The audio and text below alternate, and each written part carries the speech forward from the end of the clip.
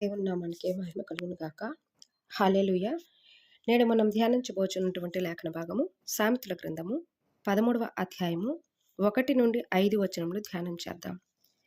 తండ్రి శిక్షించిన కుమారుడు జ్ఞానము గలవాడగును. అపహాసకుడు గద్దింపునకు లోబడడు. నోటి ఫలము చేత మనుష్యుడు మేలును అనుభవించును. విశ్వాసఘాతకులు బలాత్కారము చేత నశించుదురు. తన నోరు కాచుకునివాడు తన్ను కాపాడుకొనును. ఊరకొనక మాటలాడువాడు తనకు నాశనము తెచ్చుకొనును. సోమరి ఆశపడును కానీ వాని ప్రాణమునకేదియు దొరకదు. శ్రద్ధ గల వారి ప్రాణము పుష్టిగా ఉండును. నీతిమంతునికి కళ్ళమాట అసహ్యము. భక్తిహీనుడు నిందించుచు అవమానపరచును. ఈ మాటలను మరి వాక్యంలోనికి వెళదాము. పరిశుద్ధ లేఖనముల్లో సామెతల గ్రంథం నుంచి అనేకమైనటువంటి విషయాలు మానవ జీవితాన్ని సరి అయినటువంటి మార్గంలో నడిచే విధంగా నడిపించుటకు ఎంతో యుక్తమైనవిగా ఉన్నాయి.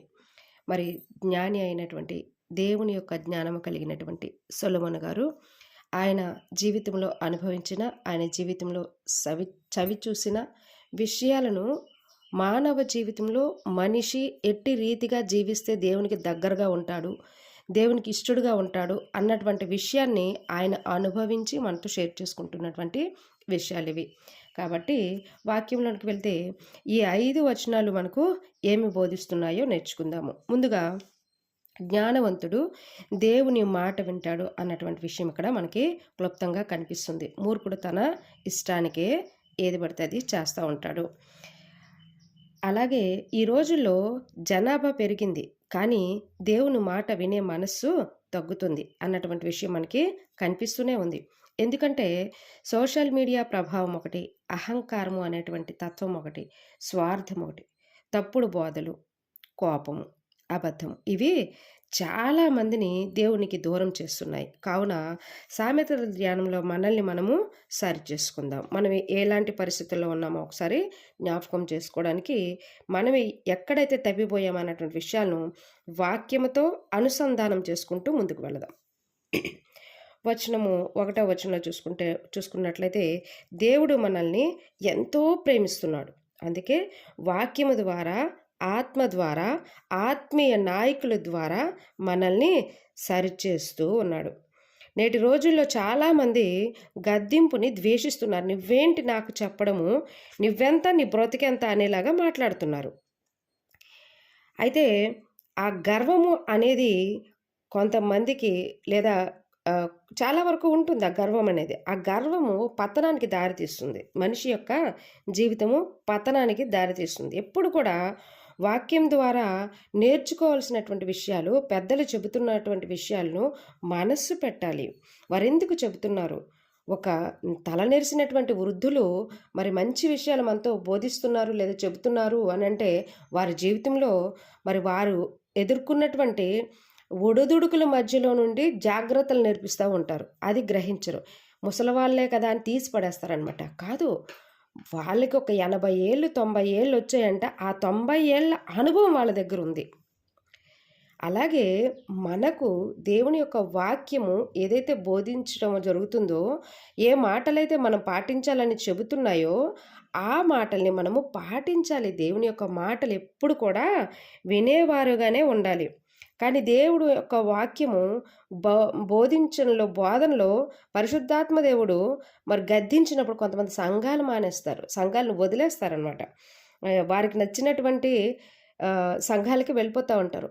ఒకటి గుర్తుపెట్టుకోవాలి మనం, నీ బ్రతుకు అనగా నీ మనస్తత్వం ఏదైతే ఉందో దానిని మార్చుకోలేనటువంటి సంఘంలో నీవెన్ని సంవత్సరాలు ఉన్నా అది నీ బ్రతుకు వ్యర్థమే. నీ ఆత్మను కాపాడుకోవాల్సింది నీవే. నీ బ్రతుకు మారాలి. నీ యొక్క బ్రతుకు అనంటే ఆశీర్వాదాలు కాదు అక్కడ. నీ యొక్క మనస్సాక్షి లేదా నీ యొక్క అంతరాత్మ రూపాంతరం చెందాలి. అంతరాత్మ అనేది మారాలి. ఎక్కడైతే నీ యొక్క బలహీనతలు గద్దిస్తున్నారో, ఎక్కడైతే నీ యొక్క బలహీనతలు అంటే పరిశుద్ధాత్మ దేవుడు ఎత్తి చూపించి మాట్లాడుతున్నాడో ఆ బలహీనతలో నుంచి నేను వైదొలగాలన్న విషయాన్ని ఎప్పుడు కూడా మనం గుర్తు చేసుకుని నడవాలి. అలాగైతేనే నువ్వెక్కడైనా సరే దేవునితో అంటు కట్టుబడి ఉంటావు. కాబట్టి ఈ మాటని ఎప్పుడు కూడా మరి మన్నన చేసుకుంటూ ముందుకు వెళ్ళాలి. అలాగే రెండవ మాట చూసుకున్నట్లయితే మనిషి తన నోటి ఫలముల చేత మేలు పొందుతాడు. ఎందుకంటే మన మాటలు జీవితాలను నిలబెట్టేవిగా ఉండాలి. ఎప్పుడు కూడా ఒకరిని కించపరిచేవిగా కానీ, ఒకరి జీవితాలు నాశనం చేసేవిగా కానీ ఉండకూడదు. ఈ రోజుల్లో చూసుకున్నట్లయితే వాట్సాప్ మెసేజెస్, ఫేస్బుక్ పోస్టులు, యూట్యూబ్ కమెంట్లు ఎన్నో కుటుంబాలను, స్నేహాలను పాడు చేస్తున్నాయి. అయితే క్రైస్తవుడు మాట్లాడే ప్రతి మాట క్రీస్తును బ్రతికించేవిగా ఉండాలి. ఈ లోకంలో ఉన్నటువంటి పరిస్థితులు ఏవైతే ఉన్నాయో, ఆ యొక్క టెక్నాలజీ ఏదైతే ఉందో అది మంచి వేలో వాడుకోవాలి, మంచి కోసం వాడుకోవాలి, మంచిని గ్రహించుటకు వాడుకోవాలి. అంతేగాని కుటుంబాలను నాశనం చేసే విధంగా వాడుకోకూడదు. అందుకే నేటి రోజుల్లో చూస్తున్నాం కదా, స్త్రీ అసలు డాక్టర్స్కి కూడా అంతు చిక్కని విధంగా మరి స్త్రీలు భర్తల్ని చంపేస్తున్నారు. ఎందుకంటే పాపం విస్తారంగా ఉంది. ఆ మనస్సులో ఆ భర్త మీద స్థానం అనేది, ఆ ప్రేమ అనేది చల్లారిపోయి ఆ ప్రేమ కనపరచకపోవడం ఒక కారణం, ఆ ప్రేమని అనుభవించకపోవడం ఒక కారణం, ఆలోచించకపోవడం ఒక కారణము. నేటి రోజుల్లో స్త్రీ చదువు లేనిది కూడా ఇంజెక్షన్ పట్టుకుంది అని అంటే ఎంత మితిమీరిపోయినటువంటి పరిస్థితుల్లో ఉన్నారో అర్థమవుతుందా? ఈ మధ్య మా ఏరియాలో కూడా జరిగిందంట, మాకు తెలియదు, నిన్న తెలిసింది. భర్తను చంపి 3 రోజులు అయ్యి దుర్వాసన వస్తుంటే ఇరుగు పొరుగు వారు బయటికి మాట్లాడితే అప్పుడు చెప్తుందంట ఆవిడ. ఎంత దారుణమైన పరిస్థితులు! ఒక మనిషిని చంపడం అంటే అంత సులువైపోయింది. కాబట్టి మన ఆలోచనలు, మన యొక్క మాట తీరు, మన యొక్క ప్రవర్తన విధానము దేవునికి భయపడే విధంగా మనము నడుచుకోవాలి. మూడో మాటలో చూసుకున్నట్లయితే, మూడో వచనం చూస్తే, మాట్లాడే ముందు ఆలోచించటము అనేది ఆత్మీయ పరిపక్వత, దానికి నిదర్శనం అనమాట. కానీ నేటి పరిస్థితుల్లో చూస్తుంటే కోపంలో మాట్లాడుతూ ఉంటారు. ఒక్కో మాట కుటుంబాలను విడగొట్టేదిగా ఉంటుంది. సంఘాల్లో కూడా అపవాదాలు, చాడీలు, అనవసరపు విమర్శలు ఇవన్నీ ఐక్యతను పాడు చేస్తున్నాయి. ప్రార్థన చేయని నోరు ఎక్కువగా విమర్శిస్తుంది. దేవుని సన్నిధిలో ఉండే నోరు ఆశీర్వదిస్తుంది. ఈ మాట గుర్తుపెట్టుకోండి. 4వ మాట ప్రకారంగా చూసుకున్నట్లయితే, ప్రార్థన మాత్రమే కాదు, కృషి ఉండాలి. చాలామంది ఆశీర్వాదం కావాలని కోరుకుంటారు, కానీ బైబిల్ చదవటానికి కానీ, ప్రార్థన చేయటానికి కానీ, కష్టపడటానికి కానీ ఇష్టపడరు. అలాంటి వారికి శూన్యమే గతి.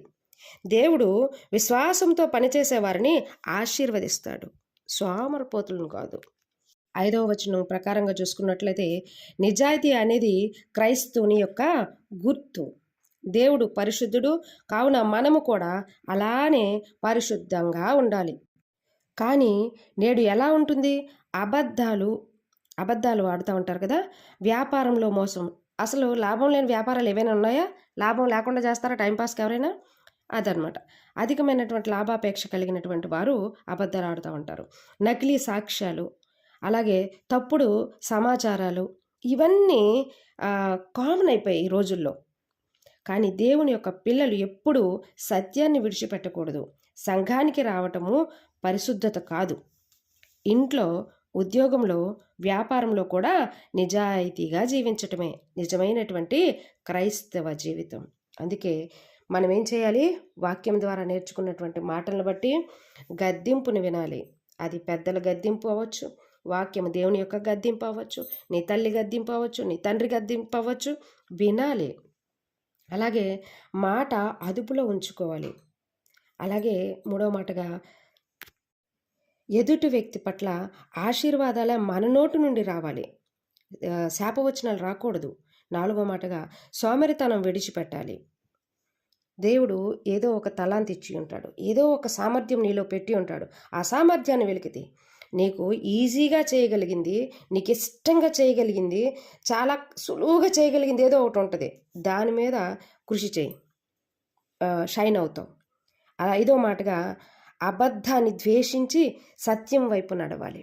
ఎప్పుడు కూడా దేవుడు సత్యవర్తనులుగా మనుషుల్ని చూడాలని ఆశపడుతుంటాడు. కాబట్టి నీ ప్రవర్తన అంతా కూడా సత్యవర్తనగా ఉండాలన్నమాట. ఎప్పుడు కూడా దేవుణ్ణి అవమానపరిచేదిగా మన ప్రవర్తన బహిరంగంగా ఉండకూడదు. బహిరంగంగానే అంటే అంతరంగంలో ఉండాలనా? కాదు.